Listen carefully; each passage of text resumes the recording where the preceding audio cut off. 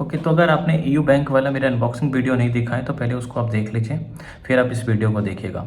तो उसमें क्योंकि मैंने अनबॉक्सिंग वगैरह सारा कवर किया हुआ है, और तो मैंने ईयू बैंक के प्लैटिनम सेविंग अकाउंट मैंने क्यों ओपन किया हुआ है तो उस वीडियो में मैंने बात किया हुआ है। तो चलिए इसमें फीचर्स एंड डिटेल पे बात करते हैं। प्लैटिनम सेविंग अकाउंट खोला है, इसके काफ़ी हद तक डिवोल्यूशन कर चुके हैं इन्होंने, काफ़ी कुछ चेंजेस कर रखे हैं। पहले मैं कुछ फीचर्स बता देता हूँ, फिर एट द एंड मैं आपको बताऊंगा कि क्या क्या डिवोल्यूशन हुए हैं, क्या ये अकाउंट आपको लेना चाहिए या नहीं लेना चाहिए, कुछ एडवांटेजेस हैं, कुछ डिसएडवांटेजेस हैं, तो वो मैं सारा चीज़ें बताऊँगा। तो प्लीज़ वीडियो लास्ट तक ज़रूर देखिएगा। तो सबसे पहले मैं बात करता हूँ अकाउंट ओपन करने का एक्सपीरियंस। तो जो अकाउंट है वो बहुत ही आसानी से खुल गया। मैं ब्रांच गया, उन्होंने 2 पर्सन को मेरे यहाँ पे भेजा, मेरे फ्लैट पे, और वो आए एक बड़ा सा टैबलेट लेकर के। उसमें बहुत कुछ अलग से ही टैबलेट था, बड़ा सा मशीन था, उसमें फिंगरप्रिंट वगैरह सारा उसी में इंटीग्रेटेड था। तो उनका अकाउंट ओपनिंग प्रोसेस बहुत ही सुपर स्मूथ था, हार्डली 5 मिनट में जो भी डॉक्यूमेंटेशन था सब कुछ हो गया, एंड फंड भी मैंने ऐड वर्क करके सारा चीज़ें अकाउंट हो गया। तो 21 तारीख को मैंने अकाउंट ओपन किया और इंस्टेंटली अकाउंट नंबर जनरेट वगैरह भी हो गया, स्क्रीनशॉट आप देख सकते हैं। अकाउंट जनरेट होने के बाद हार्डली 1 दिन के बाद ही अकाउंट एक्टिवेट भी हो गया। ट्रांजेक्शन करने के लिए जो मोबाइल है इनका ईयू का ऐप में, उसमें आप लॉगिन भी कर पाएंगे, बट पूरी तरह से सारे फीचर एक्सेस नहीं होगा, क्योंकि जब तक आपके पास डेबिट कार्ड नहीं होता तब तक आप पूरे फुल फीचर्स ऐप के यूज़ नहीं कर पाएंगे, ठीक है। बट जैसे ही आप जो डेबिट कार्ड आने में 6 से 7 दिन लगेंगे आपके पास, तो वो आ गया था आसानी से, ठीक है। सो जो अकाउंट ओपनिंग प्रोसेस था बहुत ही फास्ट एंड स्मूथ प्रोसेस था। अब बात करूंगा मैं कि इसके एलिजिबिलिटी क्या है। तो इसके एलिजिबिलिटी के लिए आपको 25,000 मेंटेन करना पड़ेगा इस अकाउंट में, और इसमें भी काफ़ी कुछ चेंजेस आए हुए हैं। पहले अगर मेंटेन नहीं करते तो बहुत कम चार्जेस लगता है, तो वो मैं आगे बात करूंगा, ठीक है। इसके अंदर जो फीचर्स आगे मैं बात कर लेता हूँ। इसके अंदर आप फैमिली बैंकिंग कर पाएंगे, जिसमें 3 मेंबर तक को आप अपने पास अटैच कर पाएंगे सेम अकाउंट में। तो तीनों मेंबर मिला के आप 25,000 मेंटेन करेंगे। ये बहुत अच्छा चीज़ है कि अगर आप 3 अकाउंट भी खोलते हैं, तीनों मिला के 25,000 मेंटेन हो जाएगा, तो आपका काम बन जाता है, ठीक है। अब इसके अंदर आपका मंथली इंटरेस्ट क्रेडिट होता है, जैसे कि आईडीएफसी बैंक में होता है।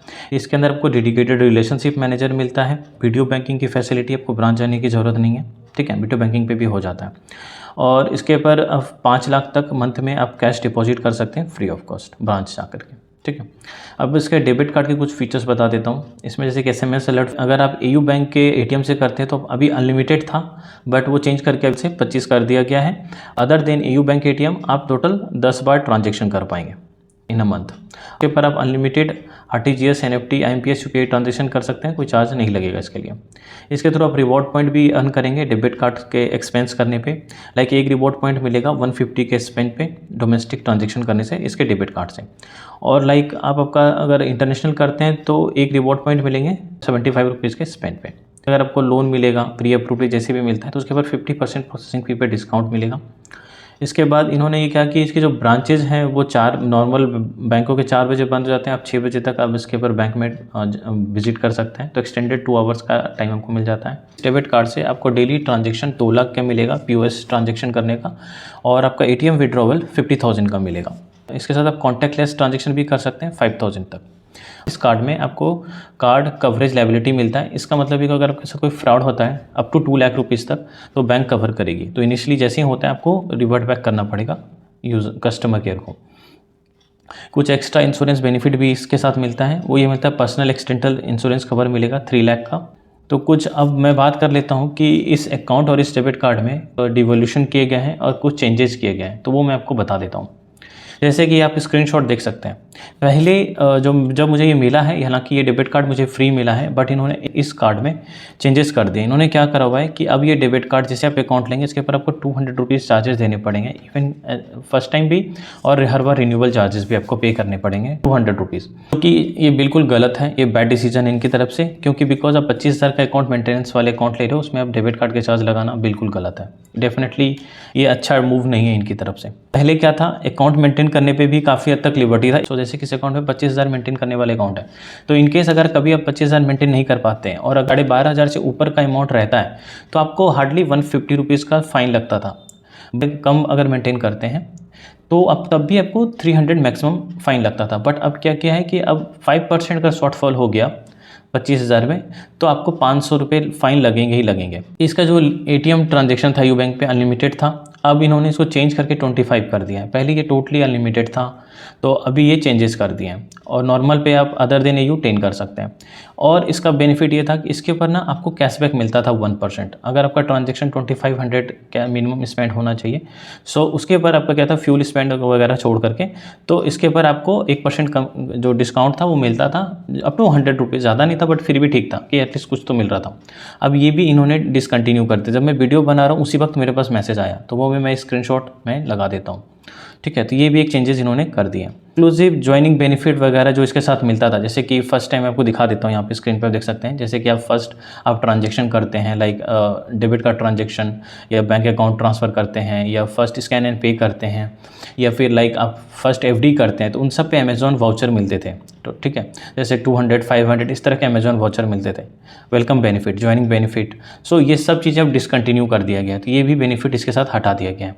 अब बात करूँ मैं इसके साथ फैमिली बैंकिंग की। इसका जो फैमिली बैंकिंग है वो बस मुझे उसमें कुछ प्रॉब्लम्स लगे। पहला ये कि फैमिली बैंकिंग में आप ईजिली आसानी से मेंबर को अटैच नहीं कर पाएंगे, क्योंकि उसके लिए उनको प्रूफ चाहिए। इनफैक्ट ये कॉल पे भी अटैच नहीं होते, इनके लिए आपको ब्रांच जाना पड़ेगा या रिक्वेस्ट लेंगे तो उसमें प्रूफ देना पड़ेगा कि आपके फैमिली मेंबर हैं। जैसे कि अगर आप मान लीजिए IDFC बैंक हो गया या फिर आपका ICICI बैंक हो गया, वहाँ पे मैंने family member as a friend को भी मैंने ऐड करा हुआ है, बहुत ईजी प्रोसेस में। बट यहाँ पे अटैच नहीं हुआ मैंने, जैसे कि आपका IDFC और ICICI बैंक में ईजिली ऐड हो जाता था, बट यहाँ पे ये ऐड नहीं होता। इनफैक्ट मेरे दोनों फ्रेंड ने जब खोला, मैंने कहा कि सर हम दोनों को साथ में अटैच कर दो, कम मेंटेन करना पड़ेगा, बट उन्होंने बोला कि फैमिली प्रूफ, ब्लड रिलेशन चाहिए, प्रूफ चाहिए। अदर जगह पे ऐसा हार्ड एंड स्ट्रिक्ट रूल नहीं है, पॉसिबल है। इवन IDFC और ICICI में मैंने ऐड करे हुए हैं फ्रेंड को भी, वो वर्क कर जाता है, बट यहाँ पे ये वर्क नहीं करता। सो यहाँ पे प्रूफ चाहिए। इवन कि अगर ब्लड रिलेशन है तो उसके लिए प्रूफ देना पड़ेगा। अब बात करूँ डेडिकेटेड रिलेशनशिप, मुझे नहीं लगता ये बहुत ही अच्छा फीचर है इस बैंक का। बाकियों का तो मुझे ठीक लग रहे हैं, बट इसका मुझे नहीं पता। मैं कितनी बार उनको बोल चुका हूँ एक क्रेडिट कार्ड दिला दो, क्रेडिट कार्ड दिला दो, हर बार वही कहते हैं आप वेट करो, आपको प्री अप्रूव्ड मिल जाएगा। कोई खास ज़्यादा इसके लिए आपको मतलब मदद नहीं करते हैं। वो कहते हैं वेट करो, प्री अप्रूव आपको मिल जाएगा, ऐसा कुछ। अकाउंट खोलते वक्त तो बोल रहे थे, बट अकाउंट खोलने के बाद उनका कोई खास एक्साइटमेंट है नहीं। इनफैक्ट मैं FD बेस्ड क्रेडिट कार्ड के लिए भी मैंने उनको बोला, तो उनके पास कोई खास, भी बोलते हैं कि उनके पास अभी ऊपर से कोई सर्कुलर नहीं हुआ कि कैसे करना है। तो मुझे नहीं लग रहा कि क्रेडिट कार्ड देने में लोग ज़्यादा कुछ इंटरेस्टेड हैं, और मैंने अकाउंट भी सिर्फ क्रेडिट कार्ड के लिए इसका अकाउंट खोला था। ठीक है, और इनका जो डेडिकेटेड रिलेशनशिप फीचर्स मुझे कुछ खास अच्छे नहीं लगे। ये कोशिश करते हैं कि इन्वेस्टमेंट प्लान ले लो, अभी अगर इन्वेस्टमेंट प्लान मैं करेंगे तुरंत रेडी हो जाएंगे किसी को भेजने के लिए, बट अगर मैं क्रेडिट कार्ड के लिए बोलूँ तो they are not interested that much.